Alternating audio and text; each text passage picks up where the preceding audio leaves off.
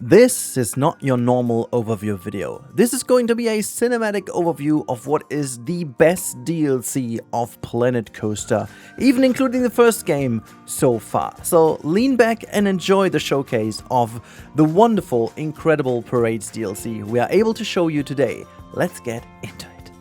And we're starting with the coasters. We begin with the VNN, or in real life, the B&M Narrow Drop. That is one of the most famous B&M coasters, if you will. It is a smaller variant of the already in-game existing coaster, but this comes with a much smaller footprint of the car itself in 3 rows of each 6, and it is actually the one that you can find in the Efteling as well with Baron, and it has 2 different spine variants, a thick one and a thin one, looking incredible. And it also does feature a water drop down, or like a water splashdown, which has that tiny little bit of a problem that you have a fixed into the water angle of the train track. That is something people wanted to have changed all the times, but most likely these pieces always come with it. But nevertheless, a very incredible integration into the game that I never knew I needed so badly. But keep an eye on the channel in the coming days. It is actually going to be great. Moving on with the most highly requested coaster in Planet Coaster, the Raptor, or actually the RMC Raptor, or in-game the High Peaks Construction Buzzer, HPC Buzzer, a single rail coaster. Quite a lot of these have been built in the real world, and some of which are very close to me as well, and that is Joy, 2 of which we can find in the Netherlands. Obviously a very cool one. We also have Wonder Woman, Golden Lasso, and all these kind of coasters. A fantastic integration to the game. I think the model is really amazing. The train is amazing. A lot of the features of the coaster are very close to the real life counterpart, and honestly, I wanted this so badly for the game for so long, and it's so fantastic. Anyways, let's move on with the flat rides. And let's actually do both of them in one, because we have the Family Dipper and that wonderful disc flat ride.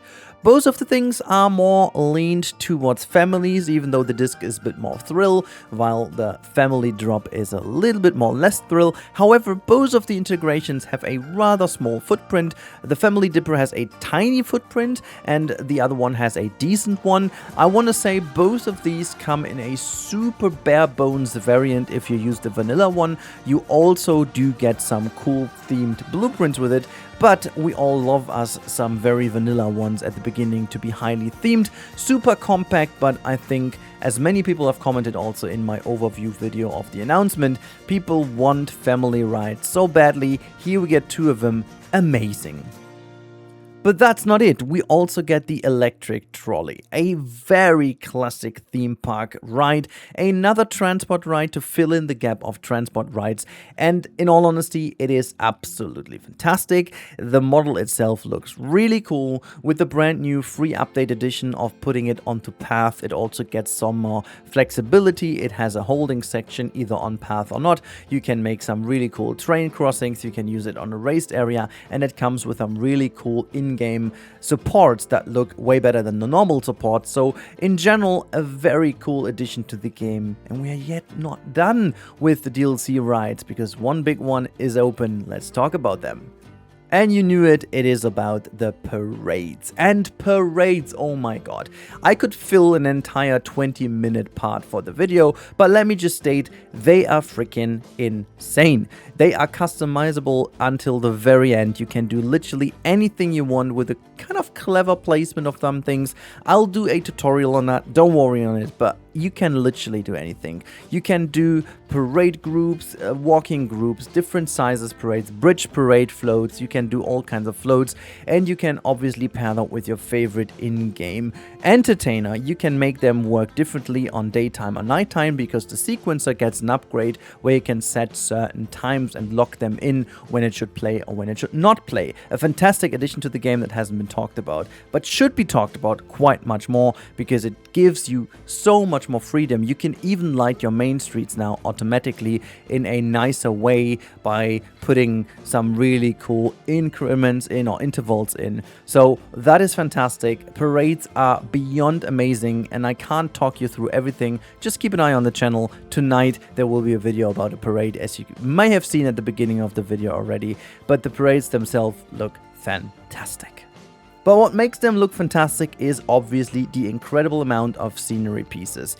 We have two different kinds of scenery pieces, starting with the first one being the small town set. And the small town set is rather incredible, as I personally think the most fleshed out set ever. We have incredible pieces, we have an incredible versatility in them. They are almost every single inch is flexicolor. Up until the mortar of some of the brick walls, you can decide whatever you want. The way they have done flexicolor is amazing, and you get also the opportunity to scale the things as always, but they have also a good range of scaling.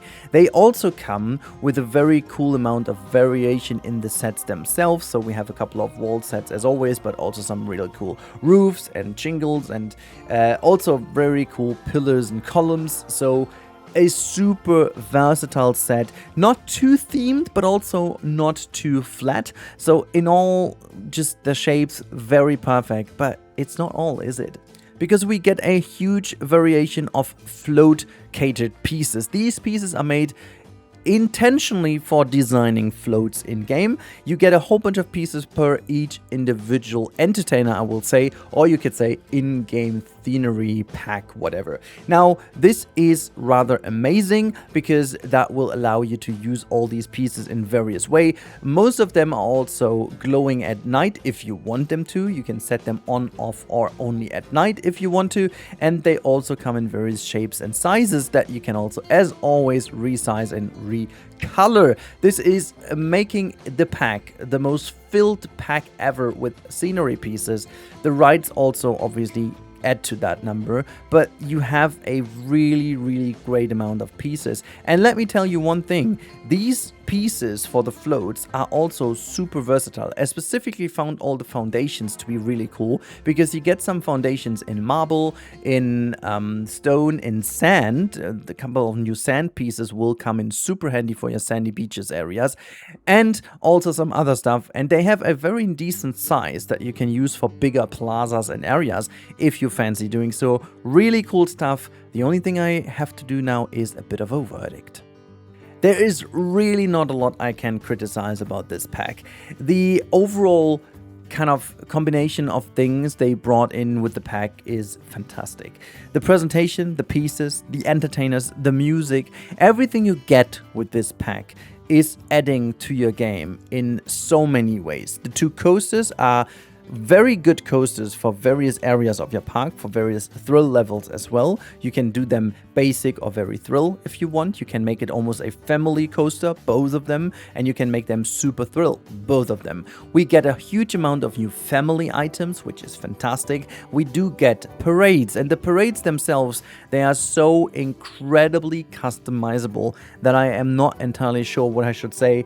This is going to need a full tutorial, because not because it's so hard to understand, it's just because how versatile they are, and it opens up a huge new area to the game. Honestly, this game after DLC feels different. It feels very new, it feels completely changed, and I do hope this is the direction that Frontier goes. Is it a perfect 10?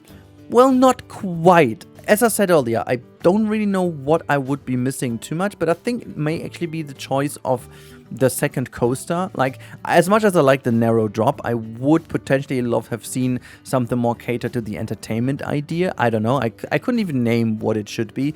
And there was a bit of a missed opportunity to put some more scenery items in the souvenir shops. And one thing that I also, as always, kind of a lack is to bring in new fonts, specifically catered to the Main Street idea. And by that I mean 3D fonts and not the typical ones you get via editable text. And also another tiny one. These are all tiny ones. However, I feel like you could have used this to bring in a new brand for the game. By that I mean obviously restaurant brands, souvenir shop brands, whatever. I just also want to have the old ones back, but that's nothing to do with the DLC. I just feel like a pretty typical, like, theme park Main Street brand, whatever popcorn shop it is or candy shop brand, would have gone a long way, and I think this would have rounded the whole pack up and would have made it perfect 10 out of 10. If this would have contained a brand, let alone and all the other fixes aren't, it still would have been a 10 out of 10. But therefore, I can't give it a 10 out of 10, but it is definitely a 9.5, solid 9.5 out of 10. Anyways, that should have been it from my cinematic review and showcase. Hope you enjoyed that one. I see you again today with another very nice video about Fall Lake Forest, and we're gonna live stream tonight if you want to join. Have a good one. Thank you so much for watching. Don't forget to sub, and that is it. Goodbye, everyone.